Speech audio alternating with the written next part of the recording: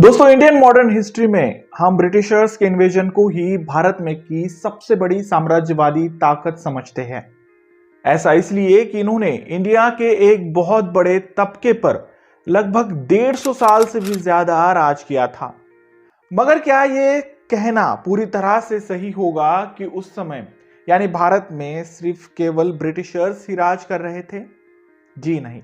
England की तरह यहां पोर्टुगीज, डच और फ्रांस जैसे यूरोपियन ताकतों ने अपने पैर जमाए थे और सफलतापूर्वक जमाए थे। पोर्तुगीज ने तो भारत के कुछ इलाकों पर 1961 तक राज किया था।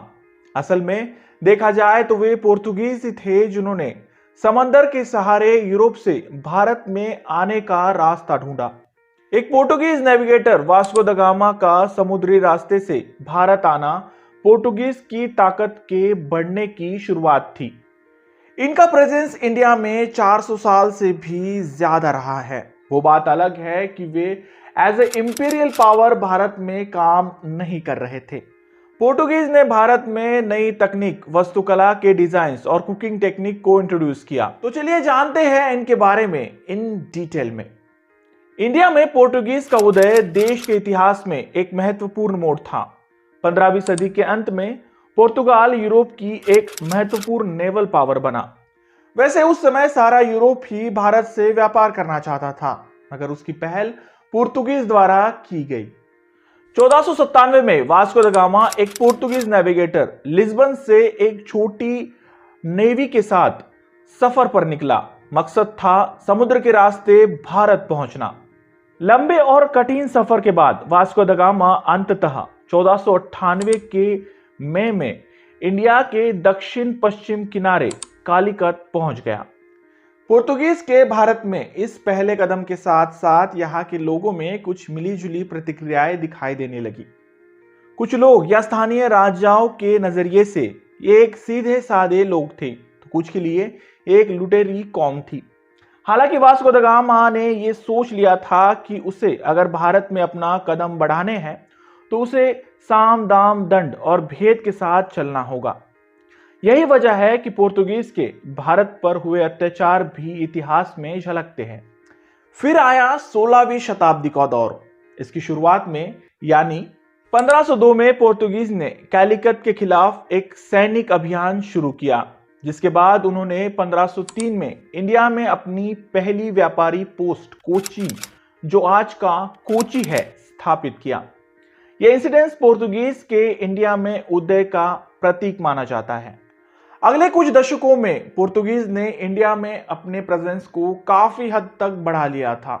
उन्होंने इंडिया के दक्षिणी इलाकों पर व्यापारी पोस्ट स्थापित किए, जिसमें गोवा भी शामिल था, जो बाद में पोर्टुगीज इंडिया की राजधानी बन गया। पोर्टुगीज ने पूर्वी किनारे पर भी अपनी मजबूती बनाने के लिए कई कोशिशें की, लेकिन उन्हें स्थानीय राजाओं द्वारा कड़वा अपोज मिला। छत्रपति शिवाजी महाराज और बाद में मैसूर के टीपू सुल्तान जैसे शासकों ने पोर्टुगीज के बढ़ती ताकतों को अपनी ताकत बनाया और ब्रिटिशर्स के साथ युद्ध लड़े। मगर ब्रिटिशर्स, जो मुगलों की वजह से पहले ही बहुत ताकतवर हो चुके थे, उन पर इसका कुछ ज्यादा असर नहीं हुआ। खैर, 1510 में एक सैनिक अभियान के बाद गोवा पोर्टुगीज की राजधानी बन चुका था। उसके बाद 1535 में पोर्तुगीज ने द्वीप में अपना एक मजबूत गढ़ स्थापित किया, जो ऑटोमन एम्पायर के साथ व्यापार का एक महत्वपूर्ण केंद्र बन गया। उन्होंने इंडिया के पूर्वी तट पर अपनी मजबूती बनाने के लिए कई कोशिशें की। 1559 में दमन पर हमले किए और बाद में बंगाल के हुगली में एक व्यापारी पोस्ट स्थापित की। यह इतनी तेजी से हो रहा था कि जल्द ही इसे बाकी यूरोपियन देशों की नजर लग गई। 17वीं शताब्दी में ब्रिटिशर्स और डच भारत आए और उन्होंने भी काफी कम समय में भारत पर अपना अधिकार जमाना शुरू कर दिया। पुर्तगीज धीरे धीरे अपने पोस्ट खोते जा रहे थे, जिस वजह से उनकी भारत पर की जो पकड़ थी वो और भी ढीली हो रही थी। बस दो ही ऐसे इलाके बचे थे जिस पर पुर्तगीज हावी थे, और वो था गोवा और लक्षद्वीप के इलाके। खैर, इनके भारत पर के नेगेटिव इंपैक्ट के साथ साथ कुछ पॉजिटिव इंपैक्ट भी थे। 16वीं सदी में उनका भारत आगमन इंडिया और यूरोप के बीच व्यापार और संस्कृति आदान प्रदान के नए युग की शुरुआत का संकेत था। उन्होंने भारतीय वास्तुकला पर एक गहरा प्रभाव छोड़ा। साथ ही साथ उन्होंने यूरोपियन स्टाइल के फैकेट्स और आर्चेस जैसे नए वास्तुकला के स्टाइल को इंट्रोड्यूस किया। उनके समय के दौरान बने कई चर्च और इमारतें आज भी मजबूती से गोवा के इलाकों में खड़ी है, जो उनके विरासत का प्रतीक मानी जाती है। पोर्तुगीज ने भारत में प्रिंटिंग प्रेस लाए। जहां लोग हस्तलिखित किताबों को पढ़ रहे थे, वही इस प्रिंटिंग प्रेस की वजह से इंडिया में ज्ञान और विचारों का प्रसार तेजी से होने लगा। साथ ही पोर्तुगीज नए हथियार और सेना की रणनीति भी भारत में लाए, जिस वजह से भारतीय युद्ध कला पर एक महत्वपूर्ण इम्पैक्ट हुआ। उस वक्त भारत में मिर्च कहीं पर भी उगाई नहीं जाती थी। वो पोर्तुगीजी थे जिन्होंने पहली बार भारत में मिर्च का उत्पादन किया। साथ ही साथ उन्होंने नई कुकिंग इंग्रेडिएंट्स जैसे सिरका यानी विनेगर और वाइन को इंडिया में इंट्रोड्यूस किया।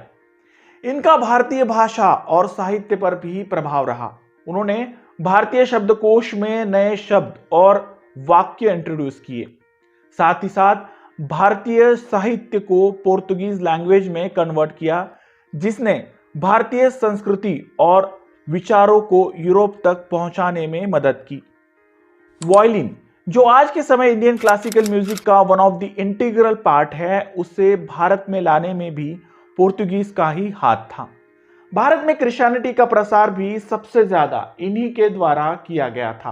वास्को द गामा ने यहाँ कई चर्च बनाए, जिस वजह से ज्यादा नेटिव्स को क्रिश्चियनिटी की तरफ आकर्षित किया जा सके। अगर पॉलिटिक्स की बात करें तो Portuguese was one of the stronger side to establish number of trading post in India. उन्होंने भारत के वेस्ट कोस्ट ऑफ इंडिया पर मोनोपोली स्टैब्लिश करते हुए स्पाइस ट्रेड इंट्रोड्यूस किया।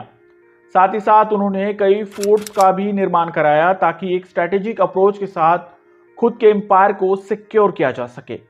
लेकिन पोर्तुगीज का भारतीय समाज पर जो इम्पैक्ट था वो पूरी तरह से पॉजिटिविटी से भरा नहीं था। वे हमेशा अपने कठोर व्यवहार के लिए ही प्रसिद्ध थे। उन्होंने भारतीय व्यापारियों पर भारी कर लगाए और कई लोगों को मजबूरन क्रिश्चियनिटी धर्म में परिवर्तित किया। यही वजह है कि वे आगे चलकर भारत के ज्यादा इलाकों पर राज नहीं कर पाए। चलिए जानते हैं अब इस एम्पायर के डिक्लाइन फेज के बारे में। भारत में पोर्तुगीज के डिक्लाइन फेज का one of the major reason था स्थानीय राजाओं का बढ़ता रुतबा। मुगल सम्राट अकबर ने पोर्तुगीज के इलाकों पर कई हमले किए। 17वीं सदी में उभरता मराठा साम्राज्य ने भी पोर्तुगीज की शक्ति को चुनौती दी। इनके शक्ति का कम होना और भी तेज हुआ जब इन्होंने बदलते आर्थिक स्थितियों के साथ खुद को अनुकूल नहीं किया। मसालों के व्यापार पर पोर्तुगीज की मोनोपोली डच और ब्रिटिशर्स के द्वारा चुनौती झेल गया, जो बेहतर दाम और ज्यादा प्रभावित व्यापार मार्ग प्रदान कर रहा था। तो ये थी कहानी भारत में मौजूद पोर्तुगीज इंपैक्ट की। आज के समय बहुत कम लोग ये जानते हैं कि 1947 के बाद यानी भारत की आजादी के बाद भी गोवा रीजन भारत में शामिल नहीं हुआ था, क्योंकि वो पोर्तुगीज के कब्जे में था। यही वजह है कि इसे आजाद होने में 1961 तक का समय लगा। इसी गोवा लिबरेशन डे की कहानी मैंने ऑलरेडी एक्सप्लेन की हुई है। कॉर्नर पर दिए गए आई बटन पर क्लिक कर आप उसे भी देख सकते हैं। वैसे लिंक मैं तो डिस्क्रिप्शन में डालता ही हूं।